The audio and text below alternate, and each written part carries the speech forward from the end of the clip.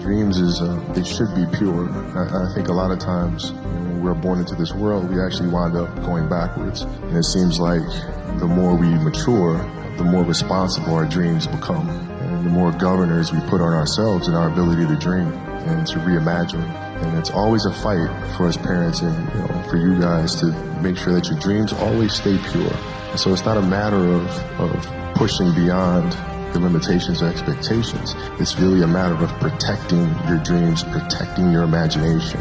That's really the key. And when you do that, then the world just seems limitless. I think the best way to prove your value is to work, is to learn, is to absorb, to be a sponge. You always want to outwork your potential. As hard as you believe you can work harder than that. If your job is to try to be the best basketball player you can be, right? To do that, you have to practice, you have to train. You want to train as much as you can, as often as you can. So if you get up at 10 in the morning, train at 11, train at 12, train for 2 hours, 12 to 2. You have to let your body recover. So you eat, recover, whatever. You get back out, you train, start training again at 6. Train from 6 to 8. And now you go home, you shower, you eat dinner, you go to bed, you wake up, you do it again, right? Those are 2 sessions. Right now, imagine you wake up at 3, you train at 4, 4 to 6. Come home, breakfast, relax, blah, blah, blah. Now you're back at it again, 9 to 11, relax, and now all of a sudden you're back at it again, 2 to 4, and now you're back at it again, 7 to 9. Look how much more training I have done by simply starting at 4, right? And so now you do that, and as the years go on, the separation that you have with your competitors and your peers just grows larger and larger and larger and larger and larger. And by year 5 or 6, doesn't matter what kind of work they do in the summer, they're never going to catch up because they're 5 years behind, right? So it makes sense to get up and start your day early because you can get more work in. We talk about hard work all the time. It's like, man, if you got to get up every single morning and remind yourself how hard you need to work, you probably need to choose a different profession because that shouldn't be there. I wake up in the morning excited to get to it. If I'm not training, I'm missing it. If I'm not watching a game of basketball, I miss it. There's no place I'd rather be. And if you have that feeling, then you're truly doing what God has put you on this earth to do. One of the things that I had to learn is how to get the best out of my teammates. And most people think it's a simple thing, passing the ball. But that's not how you make guys better. You have to really affect their behavior. So, like I would tell guys, you got back-to-backs. I don't care if we're in Miami. I don't care if we're in the great city of Chicago. You can't go out. You got to get rest. You play Monday, you play again Tuesday. Guys aren't going to listen, right? Right. So a few times, say, all right, we'll all go out. We'll go out together. I'll drink with you. But the next morning, I'm banging on your door at 5 in the morning. Let's go. I hung out with you. Now you come hang out with me. Wow. This is what we do, all right? Let's go. And we're at the gym. We're working out, right? We hit the bus. We go to practice. We play that night. And they're dead. And they're like, oh, lesson learned. Listen, if you're going to do that. But don't let that compromise what we're here to do.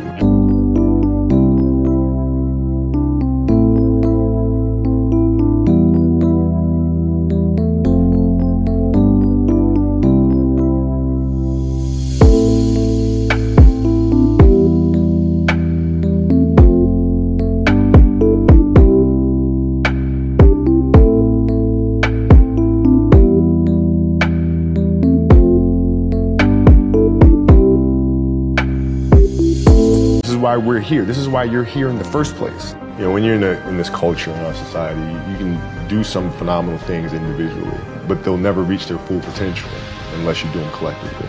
You have to figure out how to do that. And Phil Jackson was great at it. He wouldn't just coach the team or coach the game, but he'd read everything about every single player. Learn about your history, how you grew up, how you were raised, where were you raised. He'll read every interview and he'll learn about you. And gives him a better understanding of what's motivating you, or what your insecurities are, right? And then it just helps him communicate with you better, or even push a button here if he needs to. Just because our goal is to win a championship, and we can get through the Western Conference with you playing this way. But in the East, we can dominate them inside with Shaq in the post. But if you continue to do this, we'll lose Shaq. We'll lose him. So I need you to pull back so we can pull Shaq forward for June. I'm not going to rest. I'm going to.